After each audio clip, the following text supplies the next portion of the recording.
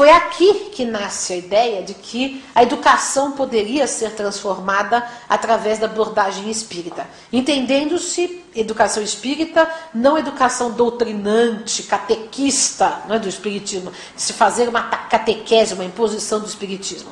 Mas o grande inaugurador desta ideia foi o Eurípides Barçanufo, que viveu no final do século XIX, começo do século XX, viveu pouco, apenas 38 anos, mas funda o primeiro colégio espírita no Brasil, Colégio Allan Kardec. Esse colégio Allan Kardec tinha extrema semelhança com algumas propostas do Colégio Yverdun de Pestalozzi, embora o Eurípides Barçanufo não tenha conhecido a experiência do Pestalozzi.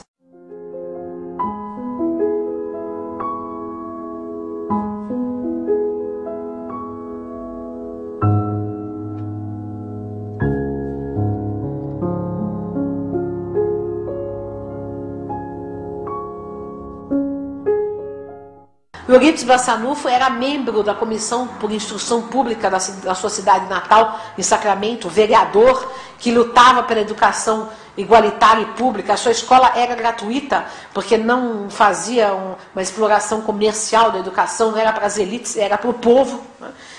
A Amália Franco, idem, era uma mulher feminista que batalhava pela igualdade da condição da mulher na sociedade, numa época, por exemplo, em que as mulheres que davam, entre aspas, um mau passo na vida, só tinham dois caminhos, ou o convento ou a prostituição.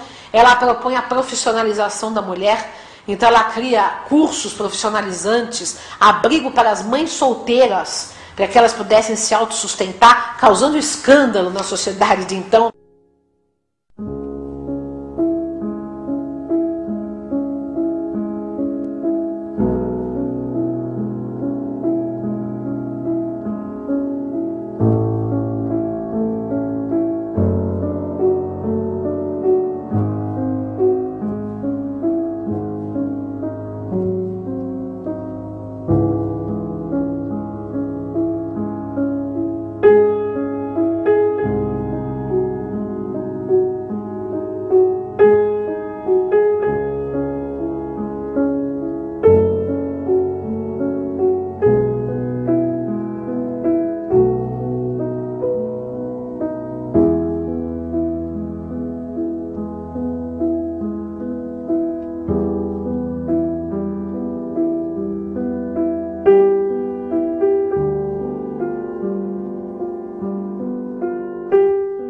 Passagem Santane, outra memória viva do Espiritismo.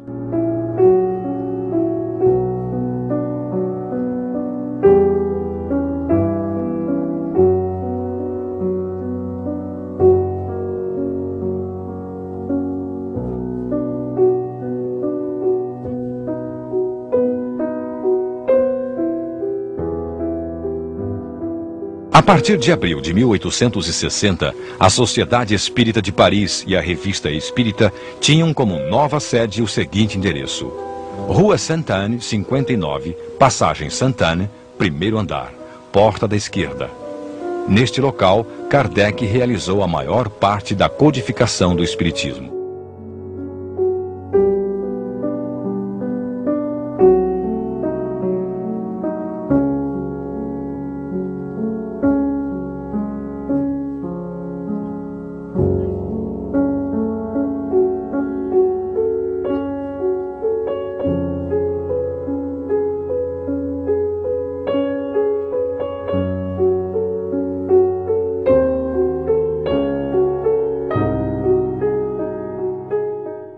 Foi um educador que fundou essa doutrina, codificou, como querem os espíritas, mas enfim, organizou esse sistema de ideias, que hoje se chama espiritismo, e que ele chamou de espiritismo, e tem um cunho eminentemente pedagógico, essa filosofia, exatamente porque ele era um educador.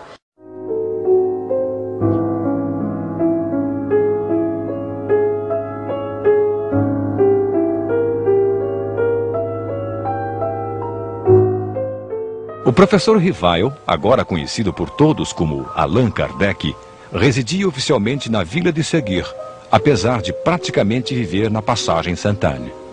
Nos afirma seu biógrafo Henri Sauce que Kardec, Depois de haver discutido pontos mais difíceis da psicologia e da metafísica transcendental, mostrava-se expansivo, esforçando-se por distrair os convidados que ele frequentemente recebia na Vila de Seguir.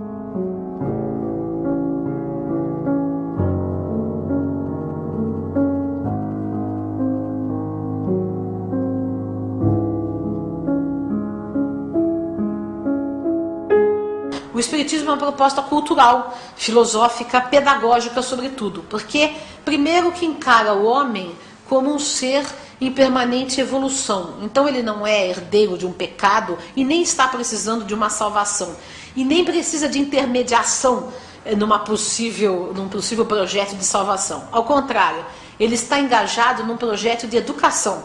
Porque nós somos espíritos em constante aprendizado, estamos indo para o caminho da perfeição, e o Espiritismo reconhece no ser humano, dá ao ser humano a jurisdição de si mesmo. Ele é responsável pela sua educação, pela sua evolução. Ele não depende de intermediações divinas, hierárquicas, religiosas, nada. Ele é responsável por si. Então, nenhuma doutrina religiosa, filosófica, científica reconhece tanta autonomia no homem quanto o Espiritismo. Porque essa autonomia não se limita também à vida terrena, ela transcende, né? É uma autonomia espiritual para a eternidade. O homem vai construindo a si mesmo no decorrer de múltiplas vidas num projeto de educação transcendente. Essa é a visão cósmica que o Espiritismo propõe. Então, o educador Rivail se transforma do educador Kardec, que se ele antes propunha como Rivail uma educação das crianças para o aqui e agora, como Kardec, ele propõe uma educação do espírito para o aqui e para o além, para o agora e para o infinito, como um projeto permanente de evolução da humanidade.